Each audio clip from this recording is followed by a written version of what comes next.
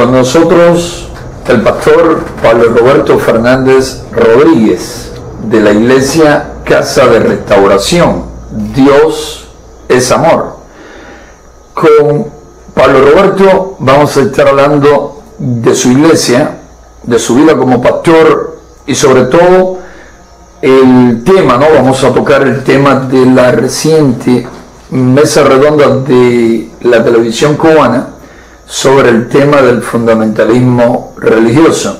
Pablo es de Palma Soriano.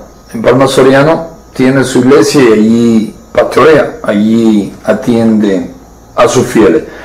Pablo, ¿qué tiempo llevas en esta iglesia, Casa de Restauración?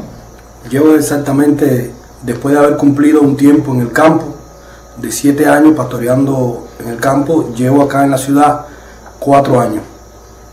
Que si lleva 4 años en la ciudad de Palma Soriano.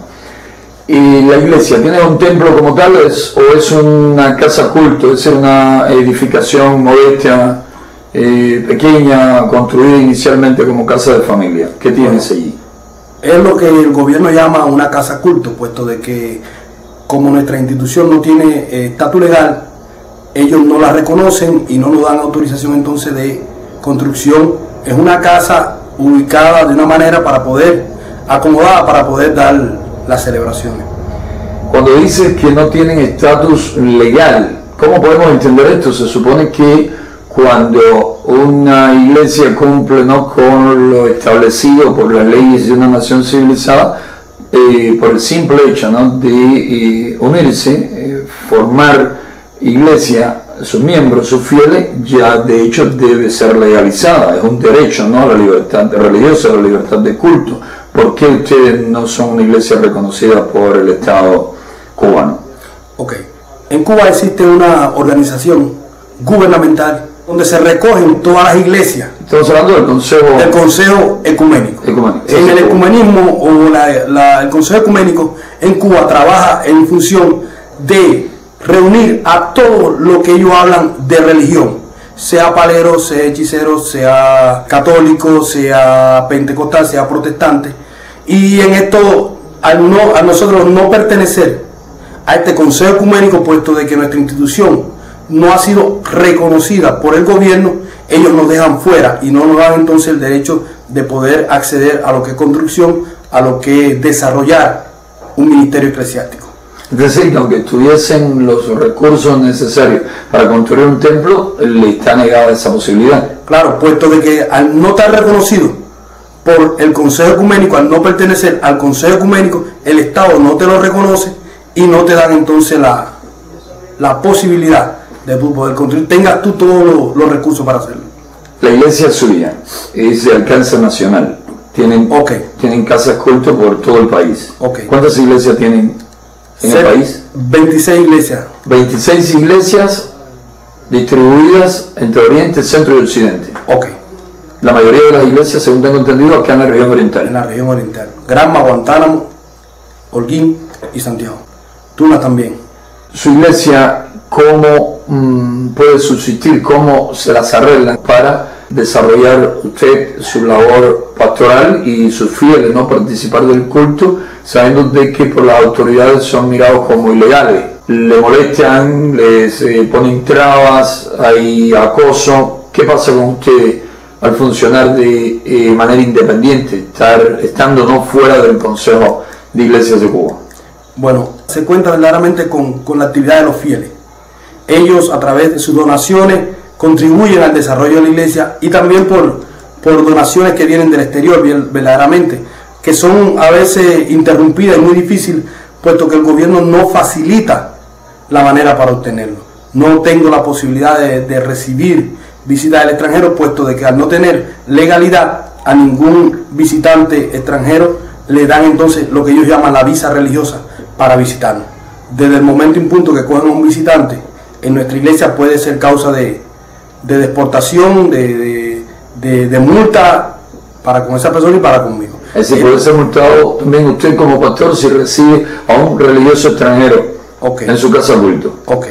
En los 7 años que estuvo en el campo, ¿dónde estuvo pastoreando? ¿Dónde estuvo realizando su labor evangélica? Eso estuvo en un lugar que se llama Cuchilladó, ahí mismo en Palma Soriano, a 7 kilómetros de la ciudad más o menos. De la ciudad.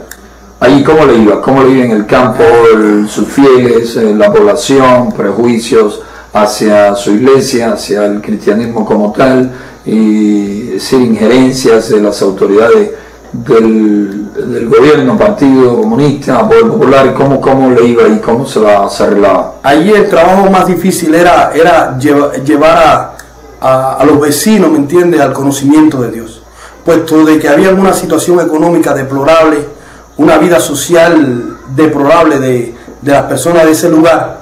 Era muy difícil compartir con ellos la palabra, le chocaba al mirar la vida social que llevaba con lo que la palabra planteaba, era un contraste, y verdaderamente no había un nivel de equiparar este tratamiento. Pero bueno, siempre se trabajó llevándolo al conocimiento de la palabra, de que su vida en Dios podía mejorar, confiando en Dios y creyendo en Dios. Se fueron acercando bastante a la iglesia, hubo bastante aceptación en aquella parte de lo que era lo que predicamos la palabra. Sí, recientemente, para ser más preciso, el pasado día 12 del mes en curso, la televisión cubana transmitió una de sus mesas redondas, en este caso sobre el tema, ¿no?, del fundamentalismo religioso.